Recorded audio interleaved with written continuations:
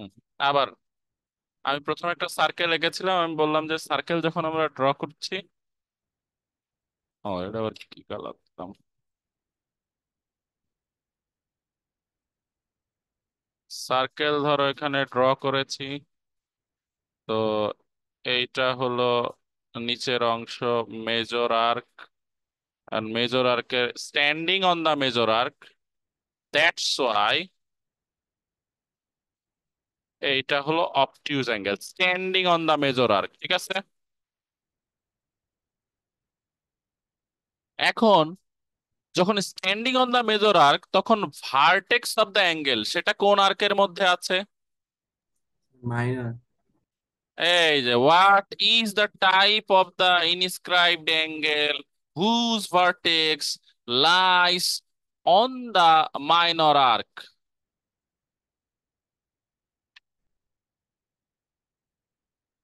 এই দুইটা রিলেট করতে পারো কি না? একবার বলছি, what is the type of inscribed angle which stands on the major arc, মানে ওই অ্যাঙ্গেলের দুইটা পা, আমরা দুইটা লেগ যদি ধরি এই দুইটা লাইনকে, তাহলে সেই দুইটা লাইন আছে কার উপরে, দাঁড়িয়ে আছে কার উপরে, মেজর আর্কের উপরে, ওকে। আবার আমরা বলছি যে what is the type of the inscribed angle, what is the type of the inscribed angle whose vertex lies on the minor arc, তাহলে এই অংশটুকু তো মাইনর, ভার্টেক্সটা তো মাইনর আর্কের উপরে আছে, ইজেন্ট ইট? ইয়েস। তাহলে এটা অবটিউজ অ্যাঙ্গেল।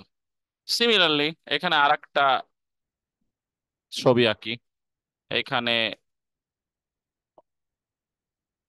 মাইনর আর্ক, আর এটা হলো মেজর আর্ক।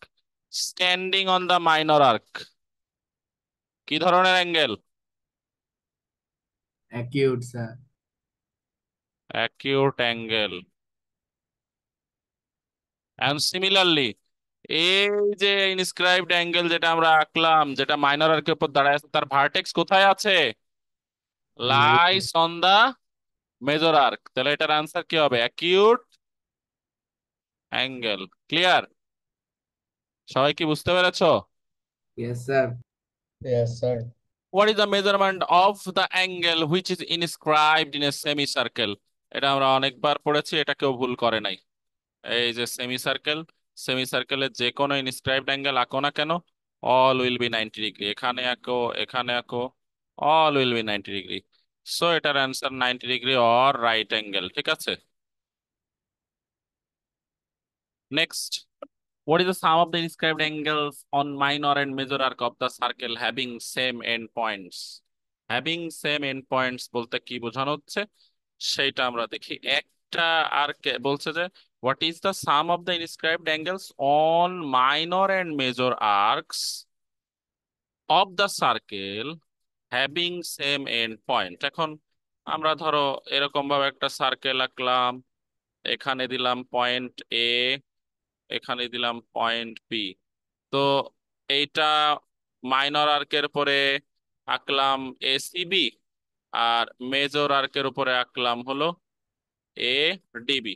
তো বলা হচ্ছে এই মেজর আর্কের উপরে যে অ্যাঙ্গেল আঁকা হয়েছে আর মাইনর আর্কের উপর যে অ্যাঙ্গেল আঁকা হয়েছে, এই দুইটার সাম কত? It will be 180 degree or two right angles. Clear? Is it clear সবাই? স্যার আর একবার একটু বুঝে। আমি বুঝলাম না বলছি যে স্যার। এই যে এটা হলো এ বি।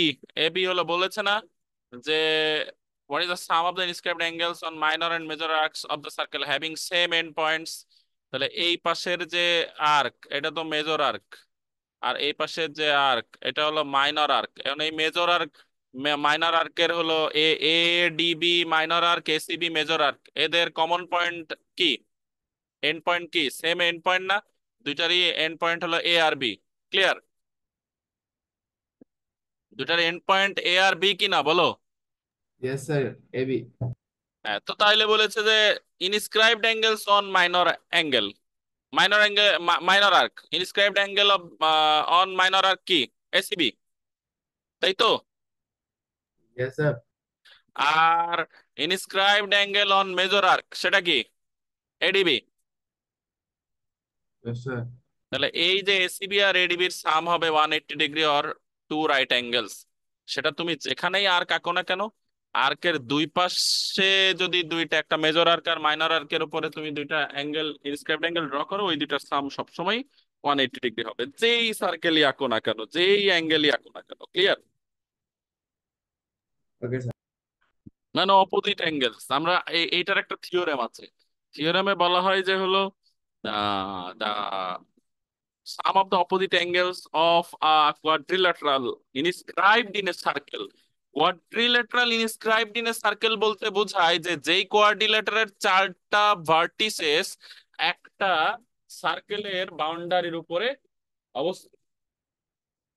তাহলে এখানে কি এডিবিসি যদি আমি কোয়াড্রিল্যাটারাল বলি, এডিবিসির চারটা ভার্টিসেস কি একটা সার্কেলের সার্কামফারেন্সের উপরেই আছে না, বাউন্ডারির উপর আছে না? Yes, sir. তাইলে আমরা বলছি যে এই ধরনের কোয়াড্রিল্যাটারালের অপোজিট অ্যাঙ্গেলের sum always 180 degree. Okay? Okay, sir. Angles inscribed on the same arc আর কি? একই আর্কের উপর 100টা ইনস্ক্রাইবড অ্যাঙ্গেল আঁকলে সেগুলো কি আলাদা আলাদা হবে? No, sir. Equal. Equal, sir. Equal. sir. If inscribed angle ABC is equal to 70 degree and central angle AOC stand on the same arc, what is the measurement of angle AOC? Sir, 140. কারণ central angle is double of inscribed angle, তাই না? একই আর্কের standing on the same arc, যে তোরা stand on the same arc, so double হবে। আবার পরেরটা কিন্তু একই রকম কোশ্চেন, এবার আমি সেন্ট্রাল অ্যাঙ্গেলের ভ্যালু দিয়ে রাখছি, তাহলে অর্ধেক হবে ইনস্ক্রাইবড, তাই তো? Yes, sir. R if inscribed angle ABC is equal to 47 degree and inscribed angle ADC stand on the same arc, what is the measurement of angle ADC? আমরা একটু আগেই পড়েছি যে angles inscribed on the same arc are equal, তাহলে ওটা যদি Equal. 47 degree হয়, এটাও 47 degree হবে, sir. 47 ডিগ্রি হবে। Clear everybody? Yes, sir. কার কোনো ডাউট আছে? Is there any doubt? No, sir. আচ্ছা, ডাউট যদি না থাকে তাহলে আমরা এখন হলো একেবারে সহজ কয়েকটা ম্যাথমেটিক্যাল প্রবলেম সলভ করতে দিব, তিনটার মতো। হ্যাঁ, তোমরা